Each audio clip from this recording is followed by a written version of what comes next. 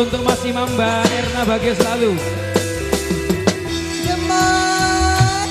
Jambu alas neng pinggir kali sing di kakak jebule iki.